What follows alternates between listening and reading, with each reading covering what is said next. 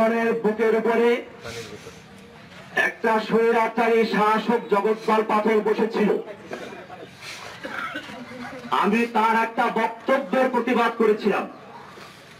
সে বক্তব্য দিয়েছিল, মা দুর্গা দেবী প্রতি বছর কোন না কোন বাহনে চড়ে আসে, এবার এসেছে গর্বে চড়ে। আর গর্বে চড়ে আসলে দেশে ফসলে ভরে যায়। আর বাস্তবে তাই হয়েছে, এবার ফসল বেশি হয়েছে। একটা হিন্দু যদি কথা বলতে আমার কোন আপত্তি ছিল না, তাদের আকীদা তারা পেশ করবে। বাংলাদেশের 18 কোটি মুসলমানের নেত্রী এই দেশে বসে যে আকীদা পোষণ করেছে, আমি বলেছিলাম মক্কার আবু জাহেল আবুল হাব আকীদাতে ভালো ছিল। মক্কার আবু জাহেল বিশ্বাস করত, কোরআনে স্পষ্ট বলেছে, ওয়ালাইন সাআলতাহুম মান খালাকাস সামাওয়াতি ওয়াল আরদ।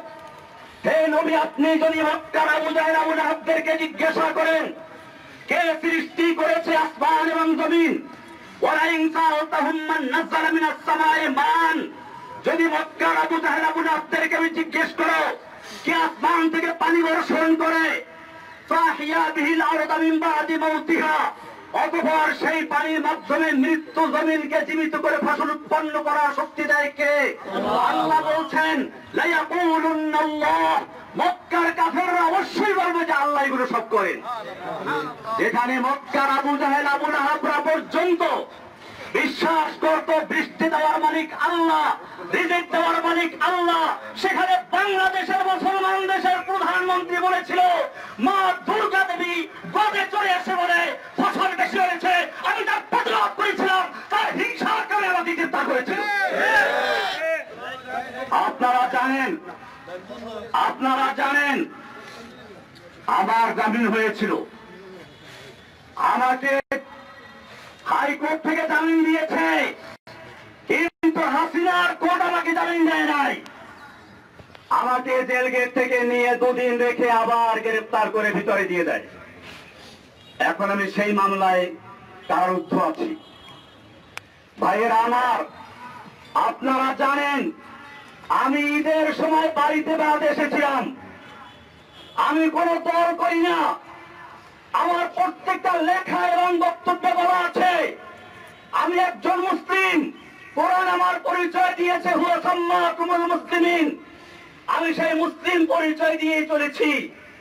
আমার নামে একটা দল তৈরি করে কখনো বলা হয় আমি নাকি আধ্যাত্মিক নেতা, কখনো গুরু, কখনো প্রধান, কখনো আরতি। সাংবাদিক ভাইদেরকে আমি জিজ্ঞেস বলতে চাই, আপনারা ভালো করে দেখুন, জসিমউদ্দিন রহমানী গ্রেফতার হওয়ার আগ পর্যন্ত আনসারুল্লাহ বাংলা টিমের কোন দলের নাম কোনো গানেও শুনে নাই। আমি চ্যালেঞ্জ করে বলি, বাংলাদেশে আনসারুল্লাহ বাংলা টিম নামের কোন দল নাই। এটা শেখ হাসিনার তৈরি করা। আপনারা জানেন সূরা কসাসের শুরুতে পড়বেন, কোরআন বলছে ফেরাউন সম্পর্কে আলোচনা। সেখানে বলেছে ফেরাউন কি করত, ফেরাউন তার জাতিকে বিভিন্ন দলে দলে বিভক্ত করত, তাদের একটা গ্রুপকে সে দুর্বল করে রাখত। শেখ হাসিনা সেই ফেরাউন, এই যুগের ফেরাউন হাসিনা বাংলাদেশের জনগণকে কেউ রাজাকার, কেউ আনসারুল্লাহ, কেউ অমুক তমুক বিভক্ত করে সে তার শাসন টাকা করতে চেয়েছিল। আপনারা জানেন এই সর্বশেষ যে আন্দোলন, এটা কোন দলের আন্দোলন ছিল না, এটা ছিল বাংলাদেশের ইতিহাসে এমন এক আন্দোলন যেখানে হিন্দু, মুসলিম, বৌদ্ধ, খ্রিস্টান, ছাত্র, মাদ্রাসা ছাত্র, আলিয়া, কওমিয়া, ডানপন্থী, বামপন্থী কোনো ভেদাভেদ ছিল না, সব একাকার হয়ে ময়দানে অবতীর্ণ হয়েছিল।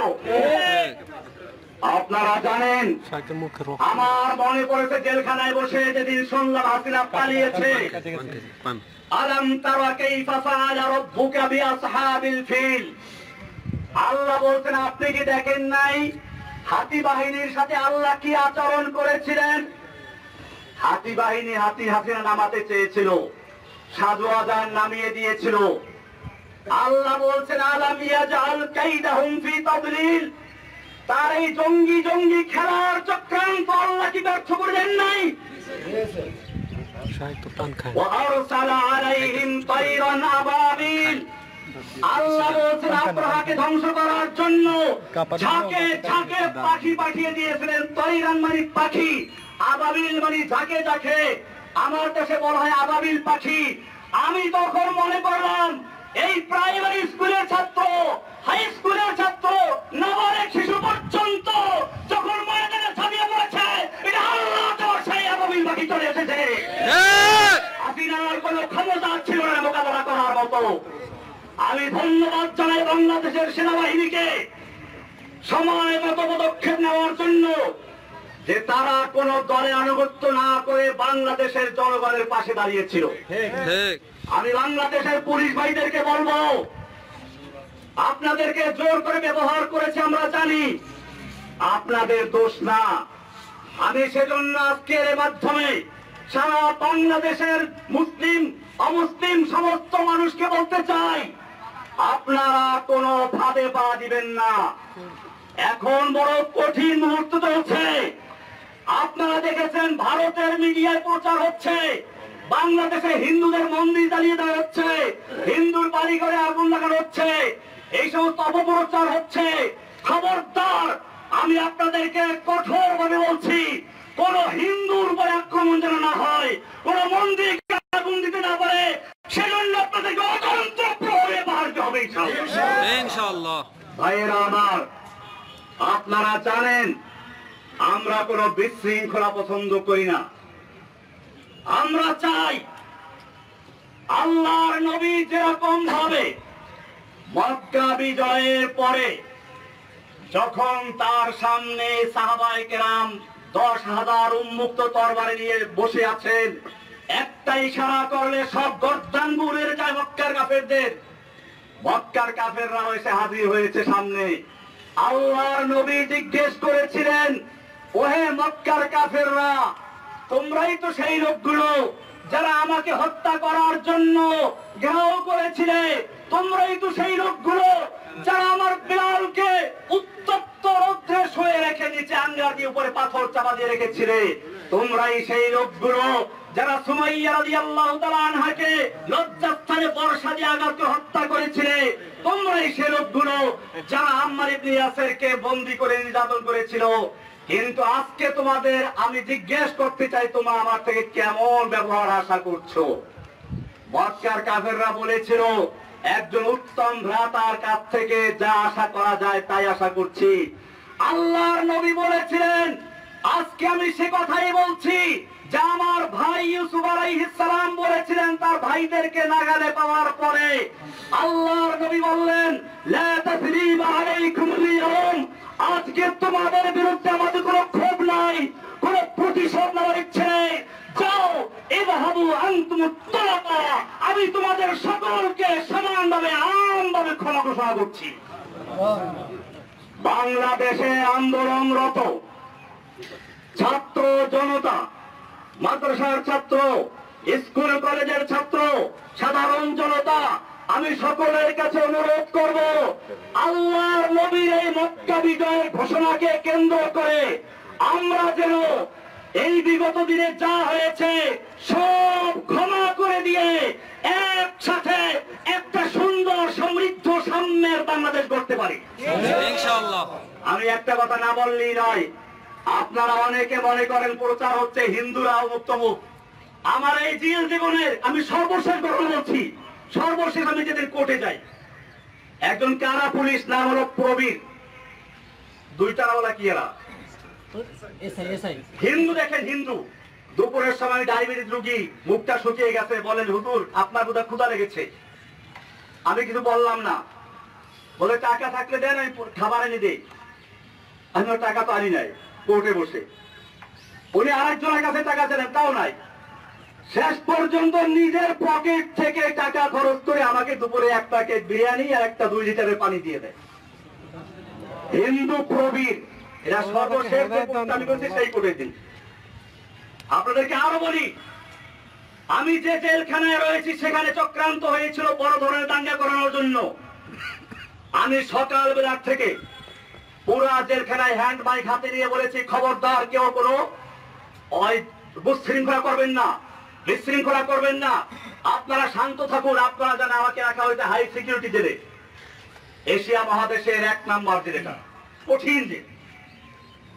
1000-এর উপরে আছে ফাঁসির আসামি, ফাঁসির আসামি আছে 1000-এর উপরে।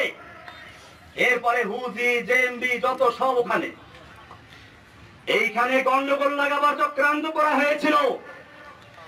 আমি হ্যান্ড মাইক দিয়ে সকালবেলা ঘুরে ঘুরে প্রত্যেকটা বিল্ডিং এর সামনে গিয়ে বলেছি, কেউ উচ্ছৃঙ্খল করবে না, আপনাদের জন্য মুক্ত হলে পরে আপনাদের জন্য মুক্তির ব্যবস্থা করবো ইনশাআল্লাহ। ইনশাআল্লাহ সবাই আমার কথা মেনে নিয়েছিল। কিন্তু কে বা কারা উস্কানি দিয়ে কিছু কয়েদিদেরকে জ্বালিয়ে দিয়েছে এখানে আক্রমণ করার জন্য, বিশেষ করে আমি যে বিল্ডিং গেছিলাম সেখানে আক্রমণ করার জন্য। কারণ কি?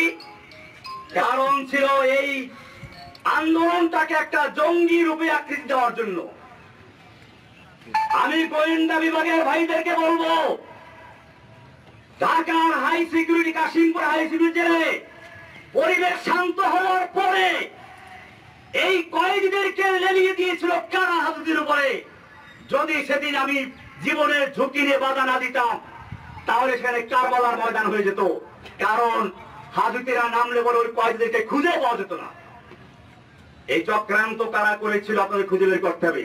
এই চক্রান্ত শুধু জেলখানার ভিতরে না, আপনারা শুনুন, আমি যেই ব্লকে থাকি, অর্থাৎ ব্লক বলতে একসাথে 7টা রুম, আমি সবসময় একাই থাকতাম এক ব্লকে।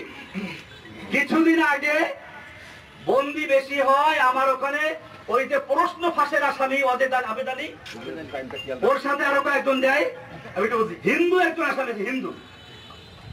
আমি বললাম খবরদার তুমি যে হিন্দুরা তাহলে কেউ বুঝতে না পারে। আমি ওর নাম রেখে দিলাম আব্দুর রশিদ, এখন আমার পাশেই আছে, আসার সময় দেখা করে আসছি, যাতে করে তার কেউ ক্ষতি করতে না পারে। আমার বড় ভাই এখানে আছে, আমি ছোটবেলায় দেখেছি। আমার বড় ভাই এখানে মাস্টার সাহেব আমি বলি বড় ভাই হিন্দুদের ঘনিষ্ঠ বন্ধু। আমি দেখেছি ছোটবেলাতে আমাদের পাশের গ্রাম হলো হিন্দু। এই হিন্দুরা ওনার সাথে কি সম্পর্ক আছে, বিপদ আপদে বললে তো ওরা গাই বলিবার কাছে। এইভাবে আমরা পারিবারিক ভাবে হিন্দুদেরকে কখনোই পর মনে করি নাই। আমি বাংলাদেশের সমস্ত ভাইদেরকে বলবো, আমার এই আওয়াজ যে প্রান্তে পৌঁছে, হিন্দু মুসলিম আমাদের কোন বিভেদ থাকার দরকার নেই। আমরা বাংলাদেশি। আমি ইন্ডিয়াতে পড়াশোনা করেছি, দেওবন্দের উল্লেখযোগ্য ছাত্র।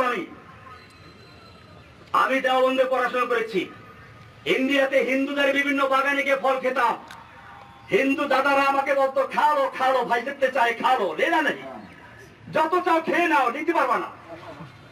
এরকম আমি সেই সংস্কৃতির শিক্ষাপ্রাপ্ত লোক। আমাকে হাসিনা সরকার তার ব্যক্তিগত আক্রোশের কারণে সারা বাংলাদেশে নয় সারা বিশ্বে আমাকে জঙ্গি বলে চিহ্নিত করে আগে করে প্রচার করেছে। আমি আপনাদেরকে, সাংবাদিক ভাইদেরকে বলতে চাই, বাংলাদেশে আমি যখন বরগুনা এসেছিলাম, গ্রেপ্তার বরগুনাতে হয়েছিলাম, আমি বরগুনার বড় মসজিদ, কেন্দ্রীয় মসজিদ সদরঘাট, এই সদরঘাট মসজিদের খতিব ছিলাম। শুক্রবার দিন, জুমার দিন, ঈদের মতো, লোকসভা মতো বরগুনার কোন লোকে বলতে পারবে আমি কোন জঙ্গি জঙ্গি কর্মকাণ্ডের সাথে জড়িত ছিলাম? তাহলে আমাকে কেন এই পরিচয় করানো হলো? কারা করিয়েছে? আল্লাহ তাআলা ছাড়ে না। ইন্না বাতশা রাব্বিকা লাশাদীদ। যেই অহংকারী, যেই ফিরআউন, যেই দাজ্জাল কয়েকদিন আগেও বলেছিল হাসিনা পালায় না, সে ব্যক্তি পালিয়ে গেছে। এটা আল্লাহর দেওয়া শিক্ষা। আমি একটা কবিতা তৈরি করেছি, জাআল হাক্কু ওয়া যাহাকাল বাতিল ইন্নাল বাতিলা কানা যাহুকা। ফিরআউন আয়ে, হামান আয়ে, হাসিনা আয়ে, কাওয়া আয়ে, नानक आए, जालिम जाबिर सुल्तान आए, जितने जितने शैतान आए, सबको हुई रुसवाई हासिल। जाअल हक्कु व ज़ाक़ल बातिल इन्नल बातिला काना ज़हूक़ा। जुगे जुगे যত ফিরআউনের আগমন করেছে, আল্লাহ একটু ঢিল দিয়ে দেখে কত দূর যেতে পারে। যখন তার যাওয়ার সীমানা অতিক্রম করে আল্লাহ এমন ভাবে ধরে তখন তার পালিয়ে যাওয়ার জায়গা থাকে না। ইন্না বাতশা রাব্বিকা লাশাদীদ, নিশ্চয় আল্লাহর ধরা বড় কঠিন। ভাইয়েরা আমার, আমি অনেক কথা বলে ফেলেছি, আমার সর্বশেষ কথা এটাই, এই যে বিজয়টা হয়েছে, এই যে বাংলাদেশের স্বাধীনতা অর্জন হয়েছে নতুন করে, এই স্বাধীনতা অর্জনে যে সকল ছাত্র ভাইয়েরা, বিশেষ করে আবু সাইদ, সেই রংপুরের আবু সাইদ, যে ব্যক্তি নিজের বুকটাকে টান করে দিয়ে গুলির সামনে নিজেকে পেশ করে দিয়েছিল, আমার মনে পড়লো সেই ইংরেজ তার ইতিহাস, দারুল উলুম দেওবন্দের শাইখুল হাদিস হোসাইন মাদানী রাহমাতুল্লাহি আলাইহি একবার ইংরেজের বিরুদ্ধে আন্দোলনে এক ময়দানে ভাষণ দেওয়ার কথা ছিল। দিল্লি লাল কেল্লার সামনে ইংরেজ সরকার ঘোষণা করেছিল দেখা মাত্র গুলি করতে হবে। মাওলানা মাদানী রাহমাতুল্লাহি আলাইহি সেই ইংরেজদের সামনে গিয়ে হাজির হয়ে বলেছিলেন, मैंने सुना है कि ये सफेद कुत्तों ने ऐलान कर दिया है कि जो उनके खिलाफ नारा लगाएगा उनको गुली कर दिया जाएगा, करो गुली। যে আমি শুনেছি এই সাদা কুকুরের দল ঘোষণা করেছে যে ব্যক্তি এখানে বক্তব্য রাখবে তাকে গুলি করা হবে। আমি মাদানী হাজির হয়েছি, করো গুলি। এই বলে যখন তিনি ধিক্কার দিয়েছিলেন, সমস্ত পুলিশের হাতের রাইফেল গুলো ঝরঝর করে পড়ে গিয়েছিল। সেই ইতিহাস আবার একবার পুনরুজ্জীবিত করল আবু সাইদ, ফারহান ফাইয়াজ, এরকম আরো কত তাহমিদ, আরো কত ছেলেরা। আমি সেই ছেলেদেরকে আপনাদেরকে বলি, সেই আবরার নাম বললেন না, আবরার ফাহাদ, আমি বলতে এখন আরো ভয় নাই, আগে ভয় পেতাম। আবরার ফাহাদের হত্যাকারী যারা, ওরা আমার পাশে একবার ছিল, এখন তাদের 5টা ছেলে পুরো কোরআনে হাফেজ হয়েছে। আপনি দেখলে বুঝবেন না যে তারা বইটের ছাত্র, তারা এখন মাদ্রাসার ছাত্র। আমি নিজেই কয়েকদিন বাকি দেখছি একজনকে দেখা করতে আসছে। আমার ভাইয়েরা, এদেশের সন্তানদের দোষ না, পুলিশের দোষ না,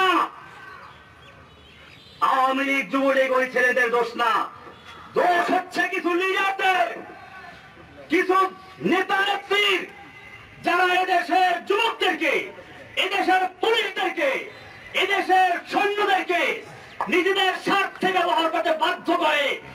আমি আমার বাংলাদেশের তরুণ ভাইদেরকে বলবো, তোমরা জীবন দিতে শিখেছ, ইনশাআল্লাহ যে জাতি জীবন দিতে শিখে সেই জাতিকে কেউ দামিয়ে রাখতে পারে না। সব গুরিজা হো গিয়া আখির, सब गुरीजा हो गया आखिर जलवाए खुर्शीद से, ई चमन मामूर होगा नगमाए तौहीद से। রাতের আধার কেটে যাবে পূর্ণিমার চাঁদের আলোকের ঝলকানিতে, এই জমিন আবার আবাদ হবে তাওহীদের আওয়াজে ইনশাআল্লাহ। ভাইয়েরা আমার, আমি আপনাদের কাছে দোয়া চাই, আল্লাহ যেন আমাকে এবং আমার সঙ্গে আরো যে ভাইয়েরা আছে সকল ভাইদের মুক্তি আল্লাহ তাআলা ত্বরান্বিত করেন, জোরে বলুন আমিন। আমরা জানাজা এসেছি আমার বড় বোনের মৃত্যু। আমার এই বড় বোন মূলত মায়ের মতোই, মায়ের আদর স্নেহ দিয়ে তিনি আমাদেরকে লালন পালন করেছেন। আমার এই বড় ভাইরা দুজন আছেন, আপনারা জানেন এই দুই ভাই কৃষক, কিন্তু এই ভাই একজন আর্জন করি, হলিল ভাই করি, আর ইনি হলেন Abdul Jalil master, BSc BEd MA pass. আমার ছোট ভাইটা ছিল আবুল বাশার, সে পাস করা ছিল, কলেজে প্রফেসর ছিল। আমাদের এই সব ভাইগুলোকে ঈদের সময় আমরা একত্রে ছিলাম, আমাদের ভাই বোন আমরা সবাই অত্যন্ত আপন। আমাদের মধ্যে কোন রকমের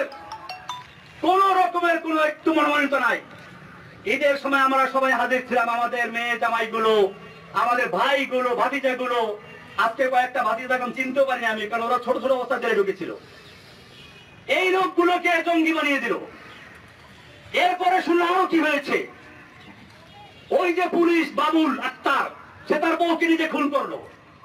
সে বলল কি যে আমি জঙ্গি আঙ্গি করতাম, সেজন্য আমার উপরে জঙ্গি আক্রমণ করছে। এরপরে সারা বাংলাদেশে গ্রেফতার করলো। আবার সেই সময় আমার এই কৃষক দুই ভাইকে ক্ষেতের থেকে ধরে গ্রেফতার করলো। আমার এই ভাই জলিল মাস্টার বরগুনার একজন নাম করা হেড মাস্টার, আজকে কত 11 বছর পর্যন্ত মামলার কোন বিচার নাই। মামলার বিচার করবে কি?